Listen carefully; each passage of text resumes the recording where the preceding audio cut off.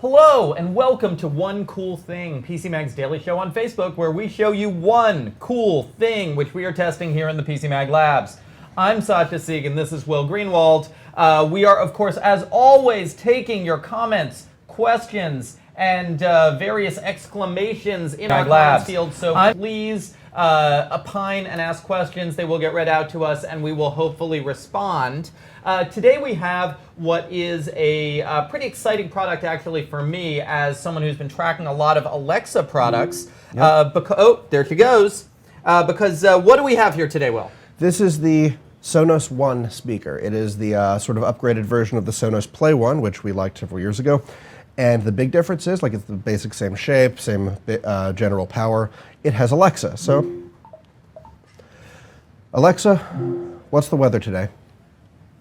Right now in New York, it's 54 degrees with clear skies and sun.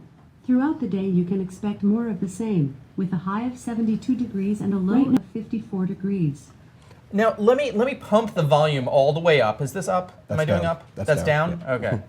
I'm looking at upside down, I guess. Yeah, I'm pumping the volume all the way up just because I want to show how powerful this little speaker is, especially compared to the Echo Dots or smaller speakers you might have in your house. That's all we're going to play, because Content ID. Exactly.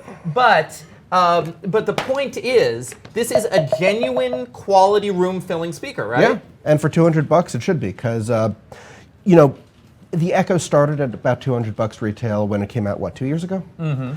And since then, it's gotten a lot cheaper. The new Echo is around $100. There's like the Echo Max. There's a $99 and a $149, basically. The Echo Dot, $50. The Google Home, $130. Google Home Mini, $50. So $200, you're going to want sound quality, and Sonos is good with that. And because the Sonos speaker, it is part of their whole multi-room audio system. There's no Bluetooth on this, but going through the Sonos app, you can access, I believe, 49 different streaming music services and play anything from your tablet, phone, PC. So you're pretty well covered for listening to whatever music you want. Yeah, now as a non-Sonos person, that was something that made me go like, whoa, I'm a little scared of this because I don't see any Bluetooth, I don't see any, there's no 3.5 millimeter jack. There's just an Ethernet port. Normal way, in my perception, to get music into this speaker. So how do you do that? Well, you need the Sonos app, which is pretty much the best proprietary multi-room streaming Wi-Fi audio app there is, because they've been doing this for the longest time and have cultivated one of the biggest selections of streaming services and have like really worked on honing the interface. So it's really easy to play music on your device, on streaming services. Very unlikely you're going to find any that won't work with it. And basically you just need to learn how to work with the app, and it lets you play on this, play on all the speakers in your house. You can bundle these together into like different rooms for different groups of speakers, standard multi-room systems. You can pair two of these together for stereo, or pair two of these with a play bar or play bass and have surround sound for your home theater. Now, if you have one, here I'm going to mute her. If you have one Alexa-enabled Sonos speaker, does that mean you can then Alexa command all the Sonos speakers in your house? You can command them, yes, but you need this one to be able to hear you, because all the other speakers don't have microphones. But you can say, you know, Alexa, play this in bedroom, and it'll play it to the Sonos in the bedroom. Even if the bedroom one isn't an Alexa speaker? Right, because it's all part of the Sonos ecosystem, and that's pretty much the big selling point on Sonos, that they all work together in sort of their own little cloistered system. And now, does this have all of the Alexa features that you would expect to get on an Amazon Echo? Does it have drop-in? Does it have all of the latest Alexa features? It has all of the information answering features, music playback. It is slowly getting into it. Spotify will be added. They're expecting to add some others in the future. Currently, you need to play it on. If you're asking Alexa to play music, it's going to be through Amazon or through iHeartRadio or TuneIn. But why don't we find out? Alexa, drop in on Alex Cologne. Calling with Alexa is not... Calling with Alexa is not supported. Well, that's our question. Yep. But honestly... Calling with Alexa is not supported on this device. Okay. Honestly, the whole drop-in feature I find really clunky. Like, speaking of cloistered, you know, really sort of singular first-party systems, Alexa's whole drop-in communication thing. Do you know anyone who actually uses it? I'm using it as more of a symbolic or canary in the coal mine thing for saying, does this stay synced up in terms of Alexa features with Amazon's first-party products? And essentially the question is not quite. No, because it is a third-party device, but most of the features that I think is the average use case scenario, like I am kind of curious how many users are even aware of how to use drop-in. But you can ask Alexa questions, you can play music, you can control smart home devices. In fact, we can actually do that now. Alexa, turn on lights in the lab. A few things share that name. Which one did you want? Lab lamp. Sorry, I didn't find lava lamp. Well, it worked in testing. Yeah, we've had a bunch of things happen as we moved this speaker from the test lab to this podium where some of the features have broken down. It looks like we have a question out there. Can you speak into the app if Sonos is in a different room?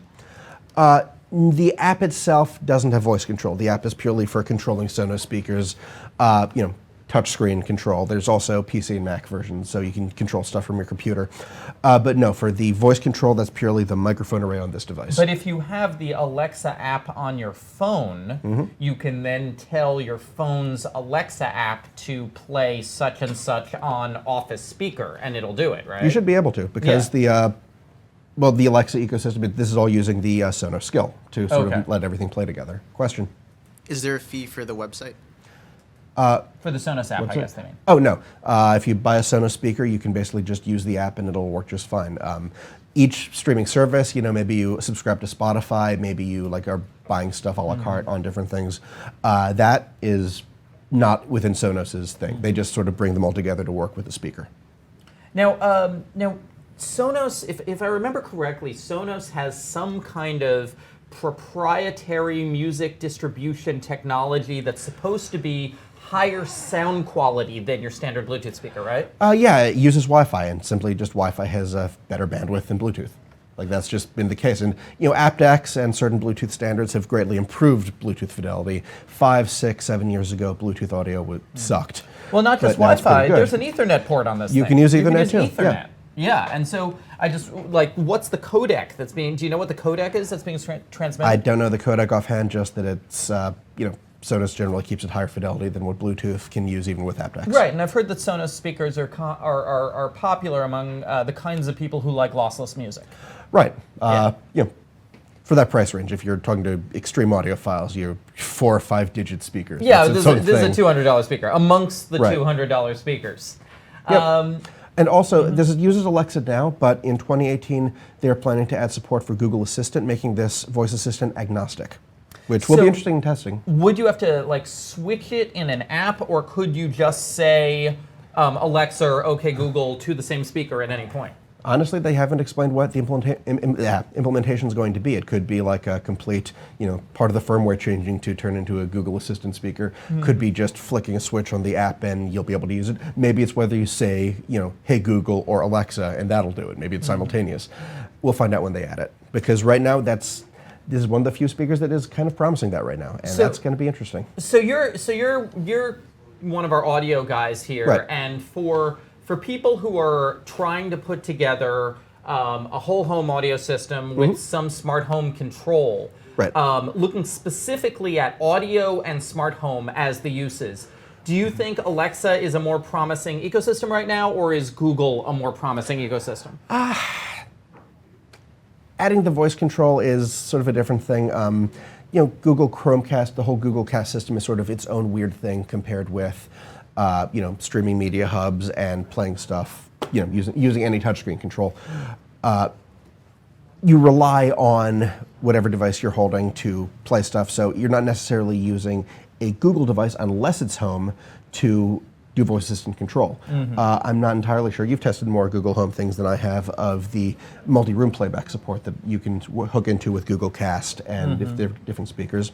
Sonos is a closed system. You can look at this almost as an Apple product. If you're getting this and you're committing to multiple rooms, you're getting multiple Sonos speakers. You're committing to Sonos. Right. Okay. While with Google, if you get a Google Home device in any form, you can pop on Chromecast audio dongles. They're like $35 to any speaker you want. They support 3.5 and optical audio connections, so you can sort of connect any speaker that you might already have.